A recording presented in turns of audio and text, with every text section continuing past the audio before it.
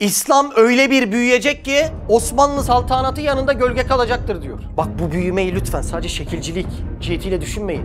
Sahabenin iz düşümü gibi o mana da büyüyecek. Anladın mı? O merhamet, şefkat. Bu topraklar hep öyle fethedilmiş, öyle devam edecek. O günler gelecekmiş. Bak nurumu tamamlayacağım ne demek? Bu demek. Şimdi ona inanmak lazım. Ayettir bu ya.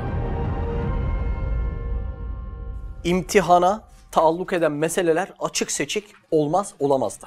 Madem Allah kulunu ayıracaktır. Alimini, cahilini, zalimini, mazlumunu, cömertini, cimrisini, onun yolunda cehdedeni, nefsi için mücadele edeni. Madem ayıracaktır, ayırmasının sırrı gereği bu imtihanlar kapalı olmak gerekir. İmtihandan kastımız en çok da Kur'an'da geçen ayetleri anlama, Efendimiz Aleyhisselam'dan gelen hadisleri anlama mücadelesi. Yani bunun içerisinde mutlaka düz bir mantık demeli ki, evet bunların içinde bir anlam mertebesi var ve bu anlam mertebesi o mertebeye uygun olan insan için hususi konulmuştur demesi lazım. Mesela Kur'an'da tek bir zahiri anlam yok demek ki. Her ayetin kendi içerisinde zahiri, batıni, hatta hadiste geçen ifadesiyle haddi, muttala yani mahruti. Böyle anlam mertebeleri var. O ayetin 3 ayetle yan yana birlikte ele alındığında ya da başka bir hadisle ele alındığında başka bir anlam mertebesi var. Doğru mu? Şimdi bunları anlama yolculuğu da aslında imtihanın bir gereği. İmtihan olununca her sebep açık olsa eğer çalışan kazanamaz. Şimdi biz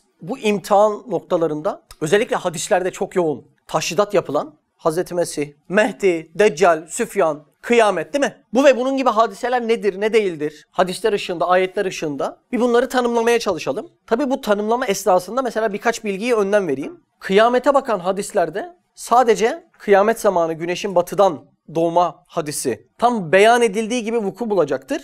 Diğer hadislerin ekserisi hep teşbihli hadislerdir. Yani içinde benzetmeler bırakılmış. Yani o derse çalışanların anlayabileceği meseleler bırakılmış içerisinde. Mesela çok vardır müteahhitler içerisinde. Ya şu topraklar var ya bak şimdi burada araba geçmiyor ama ne olacak bu topraklar? Acayip değerlenecek ya. Şimdi eskiden Form'un, marinanın olduğu yerler. Biri denizin dibinde kıyılıktı, öteki portakal bahçesiydi. Şimdi onlardan daha değerli bir toprak var mı Mersin'de? Yoktur büyük ihtimal. Şimdi birileri anlamış onu. O cenahta, o cihette mücadele etmişler. Allah da açmış ona değil mi? Şimdi ahiret cihetiyle de birileri bu meseleleri anlasa Mehdi, Mesih, Süfyan, Deccal ona göre harekatını bina edip şunu da diyebilir. Ya evet bak mesela kıyamet yakın diyebilir. İleride de Allah nurunu kesinlikle tamamlayacak. Kalbi murat tatmin oldu. Ben daha çok çalışayım, daha çok mücadele edeyim. O güzel günde Allah beni hissedar kılsın. Ahirette bir aslan payı da bana versin diyemez mi insan? Diyebilir değil mi? İmanı artar bunları düşündükçe. Şimdi bu hadiseler Hz. İsa Mesih bahsedilen beyanlarda çok fazla teşbih bırakılmış. Okuyanın ancak nuru iman ile anlayacağı çok hadise bırakıldığından dolayı böyle hadiseler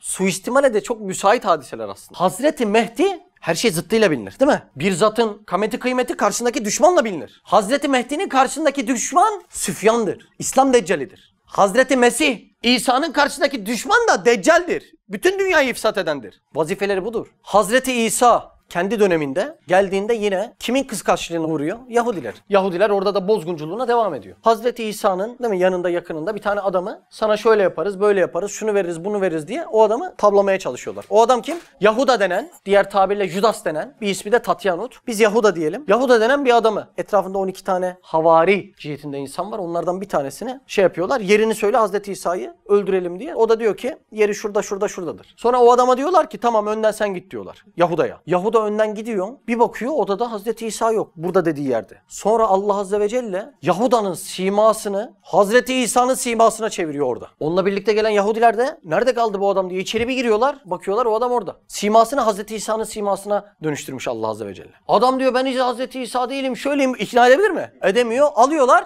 Ne yapıyorlar? Adamı yani Yahuda'yı çarmıha geriyorlar. Hazreti İsa için de bir tabir. Beşeriyet levazımatından tecerrütle melek hayatı gibi bir hayata yükseldi diyor Hazreti İsa için. Üstad Hazretleri böyle bir tabir kullanmış. Orada Judas'ı da o Yahuda'yı da Allah yüzünü değiştiriyor. Hazreti İsa'nın yüzüne çeviriyor. Aslında kimi çakıyorlar orada? Yahuda'yı çakıyorlar. Tabii o bağırıyor çağırıyor ama herif çoğulları dinlemiyor. Hadiste şöyle geçiyor. Hazreti İsa geldiğinde Mehdi'ye namazda iktida eder diyor. Yani Mehdi'ye tabi olur diyor. İşte böyle bir sırada o cereyan pek kuvvetli göründüğü bir zamanda Hazreti İsa Aleyhisselam'ın şahsiyeti maneviyesinden ibaret olan hakiki İsevilik dini zuhur edecek. Yani rahmet-i ilahiyenin semasından nüzul edecek, hali hazır Hristiyanlık dini o hakikate karşı tasaffi edecek, arınacak, temizlenecek. Teslisten, üçlemeden, şirkten temizlenecek, kurtulacak. Hakaiki İslamiye ile birleşecek. Üstad Hazretleri'nin cümleleri. Şimdi burası çok önemli bakalım. Manen Hristiyanlık bir nevi İslamiyet'e inkılap edecektir. Bu cümleden kasıt şirkten arınacaklar. Müslümanlar ne derse onların dediklerine uyacaklar. İslam'ı seçecekler, İslam'a girecekler. Ve Kur'an'a iktida ederek o İsevilik şahsı manevisi tabi ve İslamiyet metbu makamında kalacak. Dini hak bu iltihak neticesinde azim bir kuvvet bulacaktır. Alem-i semavatta cismi beşeriyesiyle bulunan şahsı İsa aleyhisselam o dini hak ceryanının başına geçeceğini bir muhbir-i sadık, bir kadiri külli şeyin vaadine istinad ederek madem haber vermiştir, madem haber vermiş haktır, madem kadiri külli şey vaat etmiş elbette yapacaktır. İnsana çok ümit veriyor hakikaten. Şimdi o zaman buradan çıkılan yorumla Allah'ın izniyetiyle Hazreti Mesih gelecek. Önce o dini tasaffi edip temizleyecek değil mi? Şirkten arındıracak. Ardından ne olacak? İnşallah İslamiyet'e ferç ferç girecekler değil mi? Şimdi bu alem cinsinden olmayan bir şey bu aleme gelecek olursa Hazreti Mesih'ten bahsediyorum. Bir bedeni misalisi olması lazım. Mesela Cebrail aleyhisselam bu aleme geldiğinde kimin kılığında gelmiş? Dıhye kılığında gelmiş değil mi? Bir sahabenin ismi Dıhye. Onun kılığında gelmiş. Güneş bu aleme hangi kılıkta gelmiş? Papatyanın sarısı, elmanın kırmızısı kılığında gelmiş. Demek Hazreti İsa da bu aleme tekrar gelecekse bir bedeni misalisi olacak. Çünkü bunlar insanların hani siz şimdi belki ne anlatıyor diye bakıyorsunuz da millet öyle bakmıyor. Ruhuyla mı gelecek, bedeniyle mi gelecek, ayrı mı gelecek? Ya bedeniyle gelecek işte yani aynı bu şekilde. Hazreti İsa ile ilgili onu tanıyacak mıyız, bilecek miyiz, görecek miyiz ile ilgili Üstad Hazretleri'nin cümlesini okuyayım. Hazreti İsa aleyhisselam geldiği vakit herkes onun hakiki İsa olduğunu bilmek lazım değildir. Onun mukarreb ve havası nuru imanla onu tanır. Yoksa bedahet derecesinde herkes onu tanımayacaktır. Şimdi normal baksan insan der ki ya o bir peygamber, peygamber gelirse peygamberliğini ilan etmesi şart değil midir? Şarttır. Ama Hazreti İsa ahir zamanda kendi şeriatıyla gelmeyecek. Hazreti Muhammed Aleyhisselam'ın şeriatına tabi olarak gelecek. O yüzden onun kendisini bildirmesi ve açıklaması şart değildir. Geldiğinde kimin şeriatına tabi olacak? Efendimiz Aleyhisselam'ın şeriatına tabi olacak. Yine Risale-i Nur'dan bir yer okumam lazım. Ahir zamanda Hazreti İsa gelecek. Şeriat-ı Muhammedi Aleyhisselam ile amel edecek mealindeki hadisin sırrı şudur ki. Ahir zamanda felsefe-i tabiyenin verdiği cereyanı küfriye, tabiatçılıktan, maddecilikten kaç insan imanını kaybediyor? Sayısız. Ve inkar-ı uluhiyete karşı, ben Allah'a inanmıyorum laflarına karşı, İsevilik dini tasaffi ederek ve hurufattan tecerrüt edip, ondan temizlenip değil mi? Şirklerden falan hep temizlenecek. İslamiyet'e inkılap edeceği bir sırada. İslam'a dönecek artık. Nasıl ki İsevilik şahsı manevisi, vahyi semavi kılıcıyla o müthiş dinsizliğin şahsı manevisini öldürür. Onlar da küfre karşı savaşacak artık İslamiyet'e girince. Öyle de Hazreti İsa, İsevilik şahsı manevisini temsil ederek, dinsizliğin şahsı manevisini temsil eden Deccal'i öldürür. Yani inkar-ı uluhiyet fikrini öldürecek diyor. İnsanlar bu şirk ve küfür bataklığından tamamen kurtulacak manasını söylüyor. Tabi bunun için hayata ne kadar nüfuz edecek, ne şekilde yapacak değil mi? Hani bunu cihetiyle tefekkür etmek lazım, ilmi cihette. Biz bunun keyfiyetini yoksa bir adam geldi kılıcıyla kafa vurdu gözüyle bakarsan hiçbir şey anlayamazsın bundan. Keyfiyeti bu değil bunun yani. Bediüzzaman Hazretleri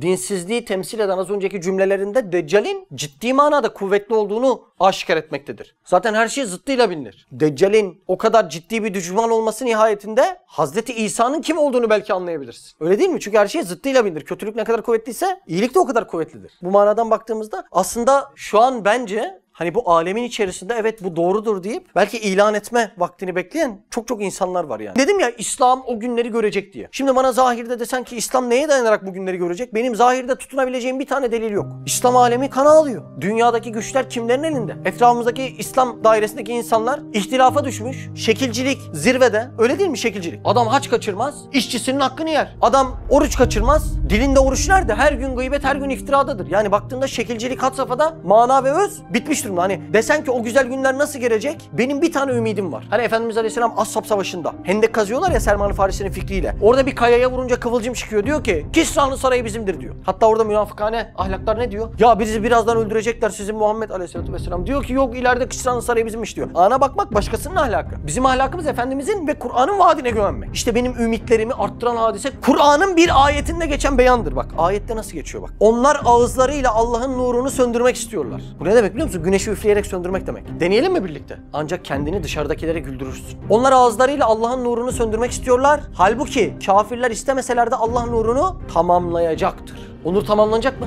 Vaat kimin? Ali abi, Veli abinin mi? Hayır. Kimin? Allah Azze ve Celle'nin vaadi. Şimdi bir insan buna inansa, Ya Rab beni o zaman da hizmetinde kullan dese. Kış dönemiydi, şimdi bahardayız çalkantılı, yaz gelecek. Allah'ım ben şimdiden hazırlık yapıyorum, bak sana öyle inanıyorum desen, Allah engin merhametiyle, ya bu kul hiç umudun olmadığı dönemlerde de beni bırakmadı, ben de bunu kullanırım diye sana merhamet edebilir. Ve bundan şerefli bir şey olamaz.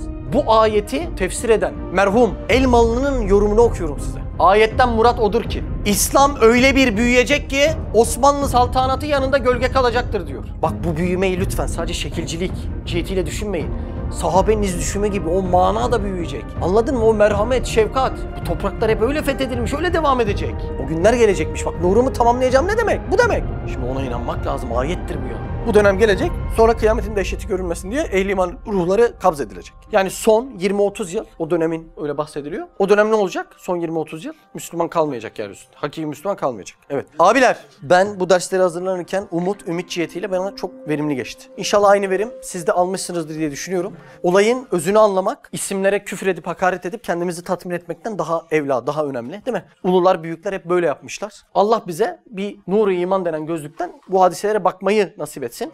Ben bu dersleri çalışırken gerçekten çok kendi iç dünyamda geniş perspektiften bakabildim. Özellikle son okuduğum ayette Allah nurunu tamamlayacaktır. Bana inanılmaz ümit veriyor. İnanılmaz yani. Bu yıllardır aynı ümit veriyordu. Sadece biraz daha altını doldurdum ya. Biraz heyecanlandım açıkçası yani. Şuna heyecanlandım ya, böyle biraz doğru dursak falan. Allah orada da kullanır mı falan diye. Şimdi bu pencereden bakmak bilmiyorum sizin de işinize yaradı mı? Öteki türlü şuraya 2 tane ismi alıp sabahtan akşama kadar çekiştirseydik bize ne kadar ne katabilirdi? Ben hazır olmadıktan sonra en kötü adam gelse beni kolay kandırır. En kötü olmasına da gerek yok. En yüce adam gelse beni talebe istemez zaten yani. Ben bununla ne yapayım? Namazı kılmayan Mehdi'nin talebesi mi olur diye, değil mi? Belki o beni almaz. Yani buradan manayı murad etmek lazım. Kur'an benden nasıl bir yol çizmemi istiyor? Ben bir sahabeye, değil mi? Her biri yıldızdır. Kim tutunsa kurtulur, değil mi? Ben bir sahabeye nasıl benzeyebilirim yani? O hayatlara, imrendiğim hayatlara. Yani gündüzleri suvari gibi, geceleri bir zahit gibi nasıl olabilirim, değil mi? Bu mana bana bir geniş bakış açısı baktı mı? Dünya benim mahallemden ibaret değilmiş. Zaman benim 33 yaşımdan ibaret değilmiş. Daha genişmiş. Bu perspektifi bana kattı mı? Bana ümit verdi mi? Varsa bir Müslümana yakışmaz ama bir yeisten beni kurtardı mı? Değil mi? Şu an baktığında etrafa İslam üzücü bir durumda. Ama Allah'ın muradı bunun en güzel noktalara geleceğini garanti etmiş. Bir ayet bu yani. Senin iman ettiğin Kur'an beyan ediyor bunu. Ve bu insana ümit veriyor, şevk veriyor, coşku veriyor yani. Demek bu hadiselere magazinsel cihetten değil, o kim bu kim şu kim öyle değil. Sana düşen vazife ciheti itibariyle bakmak daha elzem bir mesele. Çok önemli bir mesele. Bir de şöyle bir olay var. Şimdi mesela madem Hazreti İsa, Hazreti Mehdi küfrün belini kırmış. Madem belini kırmış niye bu haldeyiz falan biri dese. Mesela dünyada büyük bir salgın hastalık var diyelim. Ben de şurada çıkıp büyük bir doktorum, açıklama yapıyorum ve diyorum ki ey insanlar size açıklıyorum. Odamda bu salgın hastalığın belini kıracak ilacı yaptım ve bu kesin hastalıktır desem siz sevinmez misiniz? Biz de seviniyoruz ama daha bu ilacın üretme safhası var, yayılma safhası var. Kullananı artık kaç ay sonra iyileştiriyorsa o safhası var.